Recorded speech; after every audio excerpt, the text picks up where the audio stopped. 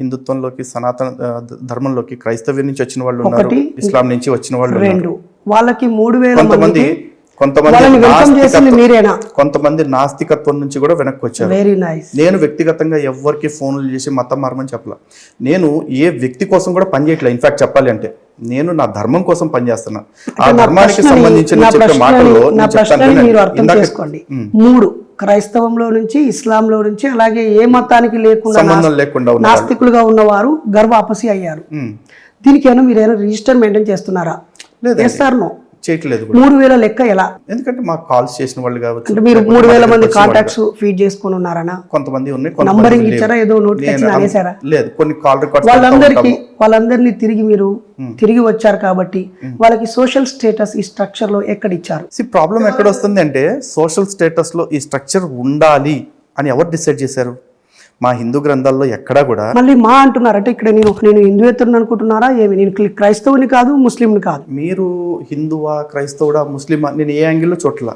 మీరు ఒక journalistic perception లో కూర్చున్నారు. ఇక్కడ జర్నలిస్టిక్ పర్సెప్షన్ లో కూర్చున్నప్పుడు నా ఉద్దేశాలని మీకు ఆపాదించి మన అని నేను మాట్లాడకూడదు.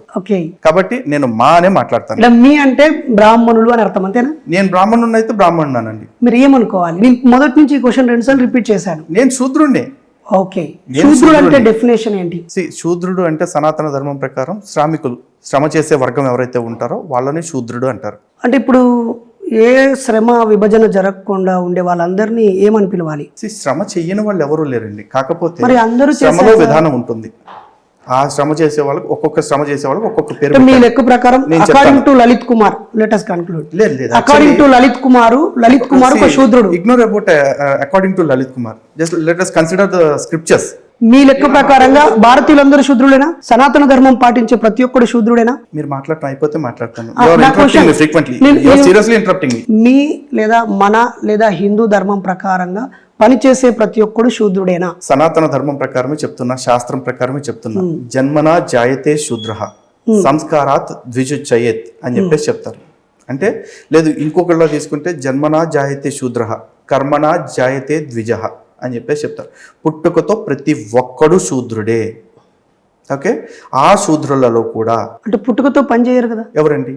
పుట్టుకతో ప్రతి ఒక్కడు శూద్రుడే అంటే దాని అర్థం పుట్టుకతో పని చేస్తాడని కాదు, పుట్టిన ప్రతి వాడు ఏదో ఒక పని చేయాలి. శూద్రుడు అంటే అర్థం అడిగాను, ఎందుకంటే నేను అందుకే చెప్తున్నాను. చాలా మంది కాదండి, మీరు పిహెచ్డి స్కాలర్ అని చెప్పేసి చెప్తున్నారు, డబుల్ పిహెచ్డి అని చెప్తారు. మిమ్మల్ని అడగడానికి కానీ మీరు చెప్పిన విషయాలను డౌట్లు అడగడానికి కానీ నా పేరు పక్కన 3 డిగ్రీలు 4 డిప్లొమాలు బిఈడి పిహెచ్డి ఎల్ఎల్బి అక్కర్లేదు.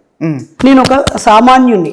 ఈరోజు సనాతన ధర్మం నుంచి ఎంతమంది అయితే మతం మారిపోయిన వాళ్ళు ఉన్నారో వాళ్ళందరూ మతం మారటం వెనకాల 3 కారణాలు మాకు స్పష్టంగా ఉన్నాయి. అవి ఏంటంటే 1 ఆశ పెట్టడం ద్వారా, 2 భయపెట్టడం ద్వారా, 3 ప్రలోభ పెట్టడం ద్వారా మార్చారు. ఈ ఆశ పెట్టడం ద్వారా అంటే ఎలా పెట్టారు అంటే ఒక్కొక్కడికి రోగం తగ్గుద్దని, లేకపోతే ఒకడికి జబ్బు తగ్గుద్ది, ఒకటి కలిసి వస్తుందని చెప్పేసి ప్రార్థన చేస్తే ఏదో వచ్చేస్తే, లేకపోతే మతం మారితే అద్భుతాలు జరిగిపోతాయి అని చెప్పి ప్రలోభాలు పెట్టారు. ఇలా ఆశ పెట్టారు. ఇంకొంతమందిని మోసం ద్వారా అంటే ఎట్లా? వాళ్ళని ఇందాక మీరు చెప్తున్నారు కదా, ఒక కులం వాళ్ళని తొక్కేశారు కాబట్టి ఆ కులం వాళ్ళకి అక్కడ న్యాయం జరగదు కాబట్టి మతం మారిపోండి, లేకపోతే వాళ్ళైతే మీకు ఎక్కువ ఉద్ధరిచ్చేస్తారు అని చెప్పేసి తప్పుడు కథనాలు చెప్పడం ద్వారా, లేదు సనాతన ధర్మంలో మీకు అది అన్యాయం జరిగిపోయింది, మీ తాత ముత్తాతల్ని ఎవడో తొక్కేశాడు అని చెప్పడం ద్వారా చేశారు. లేదు 3వది ప్రలోభ పెట్టడం ద్వారా, కొంతమందికి అవసరాలకు బట్టలు ఇవ్వటం, డబ్బులు ఇవ్వటం, ప్రలోభ పెట్టడం, by fraud, by fear or by inducement, what ever it might be. But మతం మార్చడానికి అయితే ఈ 3 కారణాలు. There is no spiritual reason at all. నిజదేవుడు వీడు ఒకడు ఉన్నాడు, ఈయన్ని నమ్ముతున్నాను కాబట్టి నేను మతం మారుతున్నాను, ఈయన నాకు కనపడ్డాడు కాబట్టి నేను మారాను, లేకపోతే ఈ ద్వారా ఇది అనుభూతి చెందాను కాబట్టి మారాను అని చెప్పి ఎవడు చెప్పడు. మతం మారిన వాడు చెప్తాడు. మారే ముందు ఎవరికి కూడా దేవుడి దర్శనం అవ్వదు. ఇలా అనేక కారణాల చేత మతం మార్చారు. నేను అడుగుదురు కానీ తిరిగి గర్వాప్సి చేసే క్రమంలో మేము వాళ్ళకి ఈ మోసాలు, ఈ ప్రలోభాలు, ఈ భయపెట్టిన విధానాలు ఏవైతే ఉన్నాయో అవన్నీ ఎక్స్ప్లెయిన్ చేస్తున్నాం. నమ్మిన వాళ్ళు, అర్థమైన వాళ్ళు తిరిగి వెనక్కి వస్తూ ఉన్నారు. ఇంకా అర్థం కాని వాళ్ళు, అర్థం చేసుకునే వాళ్ళు అక్కడే ఉంటున్నారు. కానీ మాకేంటి, ఒక క్రిస్టియన్స్ లాగాను ముస్లిమ్స్ లాగాను గర్వాప్సి చేసుకొస్తే మాకేం దశంభాగాలు రావు, లేకపోతే జకాత్లు రావు. ఈవెన్ ఒకవేళ హిందూగా మారితే గుడికి వస్తే కూడా నేనైతే ఒక కానుక 10 రూపాయలు తీసుకునేవాడిని కూడా కాదు. గుళ్ళో వేస్తారు, హుండీలో వేసుకుంటారు. మాకెవరికి వ్యక్తిగతంగా ప్రయోజనం రాదు. మా డబ్బులన్నింటిని కూడా ప్రభుత్వాలు తింటమే తప్ప అత్త సొమ్ము అల్లుడు దానం చేసినట్టు మాకేం ప్రయోజనాలు ఏం లేవు. అయినా కూడా మేము గర్వాప్సీల కోసం ఎందుకు ప్రయత్నం చేస్తూ ఉంటాం? మా ధర్మాన్ని మేము కాపాడుకుంటేనే భారతదేశం బాగుంటుంది.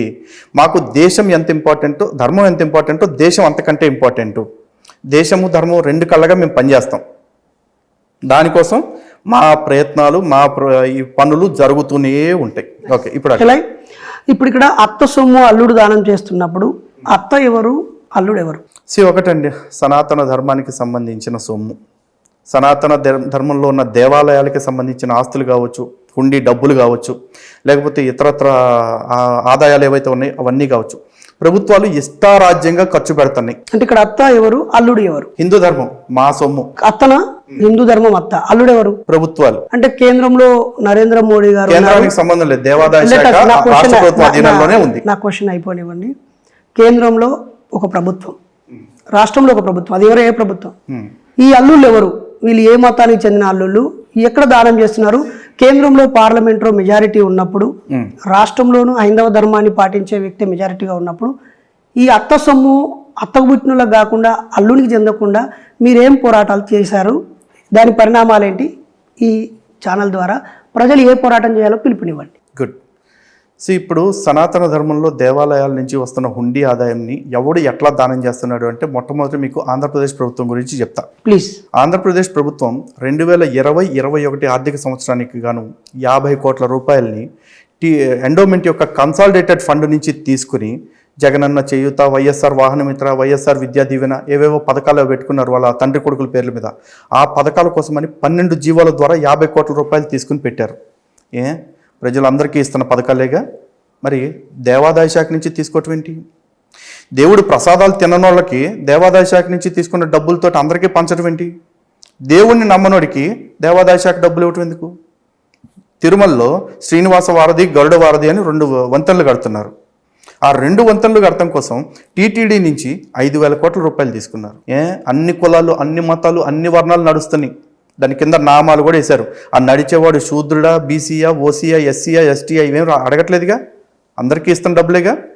అందరికీ తీసుకోవటానికి, అందరి ప్రయోజనాల కోసం వాడుకోవటానికి హిందూ దేవాలయాల డబ్బు మీకు పనికొస్తుందిగా. మరి అందరికీ ఇచ్చే డబ్బులు మరి ఒక మతం దగ్గర నుంచి ఎందుకు తీసుకుంటున్నారు? చర్చిల నుంచి ఆదాయం రావట్లేదా? మసీదులకు ఆదాయం రావట్లేదా? మరి మసీదుల్ని, చర్చిల్ని కూడా మేమే అడ్మినిస్ట్రేషన్ చేస్తామని ఎందుకు తీసుకోవట్లేదు? ఇప్పుడు ప్రభుత్వాలు ఏమన్నంటే వీఆర్ సెక్యులర్ గవర్నమెంట్స్ అని చెప్పేసి అంటారు. సెక్యులర్ గవర్నమెంట్ ఒక మతానికి సంబంధించిన కేంద్రాలని మాత్రమే ఎలా నిర్వహణ చేస్తూ ఉంది? ముస్లింలకి, క్రైస్తవులకి సంబంధించిన వ్యవస్థల్ని ప్రభుత్వాలు ఎందుకు అజమాయిషీలో పెట్టుకోవట్లా? ఇదే మేము అడుగుతూ ఉంటామండి. అందరివి కామన్గా పెట్టుకుని మీరు అజమాయిషీ చేస్తే మీ మీద ఎటువంటి అనుమానాలు రావు. We accept your secular. ఒక మతాన్ని మాత్రమే పెట్టుకున్నప్పుడు accept that your communal and accept that this is Hindu nation. మీరు చెప్పిన దాంట్లో మీ ఆవేదన ఉంది తప్ప కార్యాచరణ లేదని నాకు అనిపించింది. కార్యాచరణ దాకా చెప్పని వాళ్ళు నన్ను మీరు ఫస్ట్ అడిగింది ఏంటి, సమస్య ఎక్కడ ఉందన్నారు. ఆ సమస్య ఏపీ మాత్రమే చెప్పారు. పరిష్కారం చెప్పండి. ఇంకా పరిష్కారం చెప్పడం కాదు, మీకు సమస్య చెప్తాను. నేను ఏపీ చెప్పా, తెలంగాణలో సమస్య ఏంటో చెప్పలా, తమిళనాడులో సమస్య చెప్పాలి, కేరళలో సమస్య చెప్పాలి. తెలంగాణ రాష్ట్రంలో చూసుకుంటే, తెలంగాణ రాష్ట్రంలో కేసీఆర్ గారు ఏం చెప్పారు? మేము యాదాద్రి డెవలప్మెంట్ కోసం 1000 కోట్లు ఇచ్చేసామని చెప్పేసి అన్నారు. 1000 కోట్లు ఎవరి జేబుల నుంచి ఇచ్చారు? మీ జేబుల నుంచి ఇవ్వాల, ప్రభుత్వ ఖజానా నుంచి ఇచ్చామని చెప్పేసి అంటున్నారు. ఓకే, ప్రభుత్వ ఖజానా నుంచి ఇచ్చారా లేకపోతే ఎండోమెంట్ ఫండ్లోంచి ఇచ్చారా ఇప్పటికీ కూడా ఎవరికి క్లారిటీ లేదు. కానీ కేటీఆర్ గారు దావోస్ వెళ్ళి ఏం చెప్తారు? మేము 1000 కోట్లు పెట్టి యాదాద్రిని బాగు చేశాం. ఇంతకుముందు నెలంతా కలిపితే 1 కోటి రూపాయలు వచ్చేది, ఇప్పుడు రోజు 1 కోటి రూపాయలు ఆదాయం వస్తుందన్నారు. అంటే హిందూ దేవాలయాలు మీకు ఆదాయ కేంద్రాలా?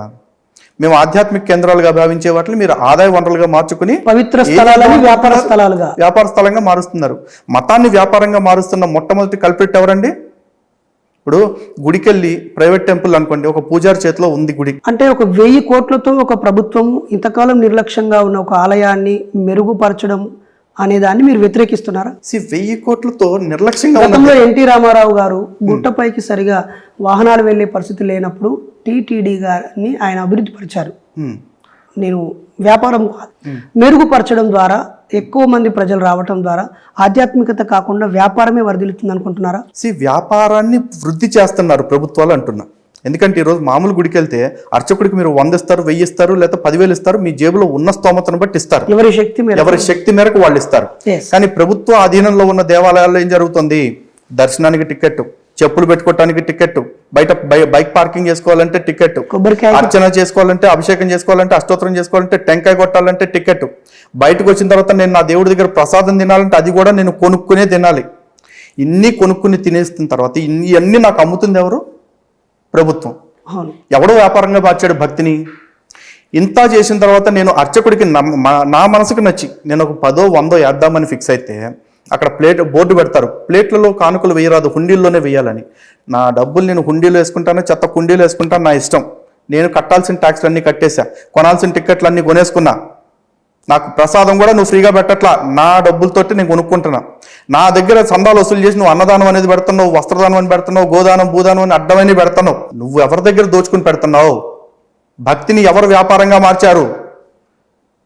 భక్తి కోసం పూజారి గారికి గొంతు చించుకుని అరిచినందుకు నేను నా ఇష్ట ప్రకారం ఇచ్చుకునే డబ్బులకు కూడా నాకు స్వేచ్ఛ లేకుండా చేస్తుంది ఎవరు? అంటే భారతదేశంలో ఉన్న అందరికీ ఆర్టికల్ 25 వర్తిస్తుంది. మత స్వేచ్ఛ ఉంటుంది, నచ్చిన ప్రార్థనా మందిరానికి వెళ్ళొచ్చు, నచ్చినట్టు ప్రకటించుకోవచ్చు. కానీ నేను మాత్రం కండిషన్స్ అప్లై అయిన బోర్డు పెట్టుకోవాలా? ఆర్టికల్ 26 ప్రకారం ఎవరికి నచ్చిన మతపరమైన కేంద్రాన్ని వాళ్ళు ఏర్పాటు చేసుకోవచ్చు. కానీ నేను ఏర్పాటు చేసుకుంటే మాత్రం కట్టుకుని నీ అజమాయిషీలో పెట్టాలా, నీ కట్టు బానిసగా నేను పడుండాలా?